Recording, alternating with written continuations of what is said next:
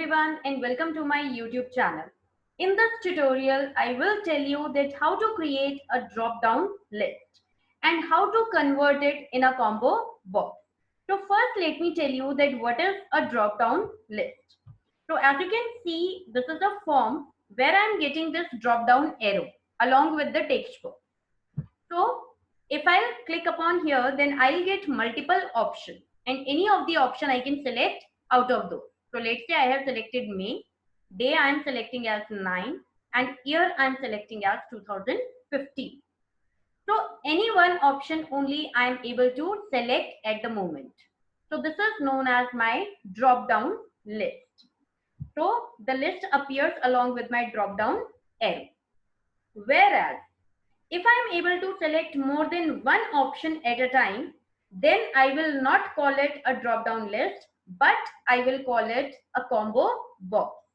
And the look of this list box will also be different. In place of this drop down arrow, I will get one vertical scroll bar and I'll be able to select multiple options at a time. So do not miss out anything. Keep watching the video till the end. Let's start with the coding part. This is the form which we have created last time. And I'm going to open this into the notepad so that I can improvise it with the coding. Now, so this is my form and I'm going to add over here one p tag and I'll be writing one text over here, select an option, right? After that, for creating the drop down list, we have select tag and select tag is a paired tag. So I'll be writing the opening and closing tag of select. After that, there is one option tag. So for adding the list items into my drop down list, we have option tag. And option tag is a child element of select tag. That means select tag is a parent tag for option and option is a child element of select tag. So now Control plus S, we can go back and we can refresh our page. So as you can see over here, select an option text is appearing along with one empty list because we have not added any item yet. Now I want to tell you that option tag is also a container tag. So both opening and closing tags will be available. Now my first option I want to write as select an option, right? So Control S. Now I can go back and refresh the screen. So as you can see that my one item has been added and it is displaying that select an option. And once I'll click upon here, only this item will be visible to me. Now similarly, I can add more options over there. So for that, what do I need to do? I need to write the option tag again. And because I'm going to select the courses, so I'll enter my first course as C language. So I'm going to close this option and I'm going to copy this, paste it multiple times and make the changes over here. So second option can be my C++, third option can be my C#, fourth option can be Java, next option can be Python, right? Now Control plus S, go back and refresh. Now as you can see that once I'm clicking upon drop down arrow, multiple options are appearing. So any one option I can select. So this is how we create our drop down list. Now there are certain attributes which we can insert over here so that ultimately whichever option the user is selecting, that will go and save permanently in the back. So there is one value attribute where I can assign the values to my option. So value for my C is C, Control C. Now I'm going to write over here. So this is my C++. And for my next option, I can write C#. For my next option, I can write Java. So value could be any. It should be meaningful but. So this is my Python and done. Control S. Now, where this value is going to be saved, we need to think upon it. Until and unless I will not assign the name attribute. That means I will not assign the name to my drop down list, the value cannot be stored. So I'm going to assign the name. So SLCT, this is the abbreviation, and course name.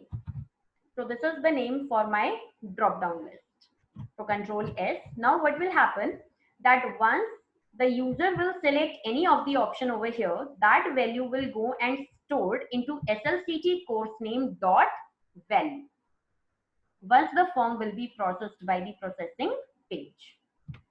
Now Control S. Now I'm going back and refreshing the screen. Now I'm going to select the option. So let's say I'm selecting Java and I'm clicking on submit. So what is happening? SLCT course name, which is the name of my list, is containing a value as Java, which is selected by me.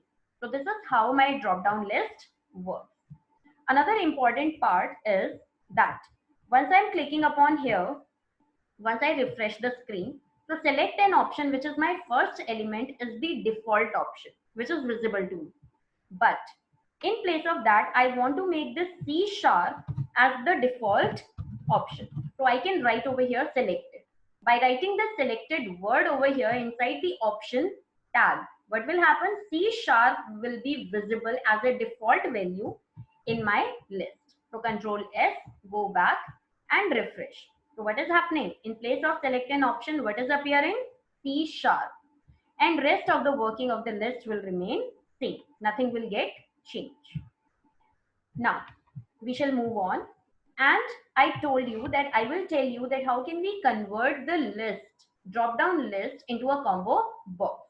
So there is only one word which needs to be entered. So if I write over here multiple words, so what will happen? My drop down list will get converted into my combo box. So let's have a look. Control S. Now I can go back and press F5 key. Now as you can see, the list has been converted into a combo box. And as I told you that one vertical scroll bar will appear so that I can scroll it up and down to view my list element, right? Okay. Now I can do another feature. I told you that in combo box, I can have the multiple selections one at a time.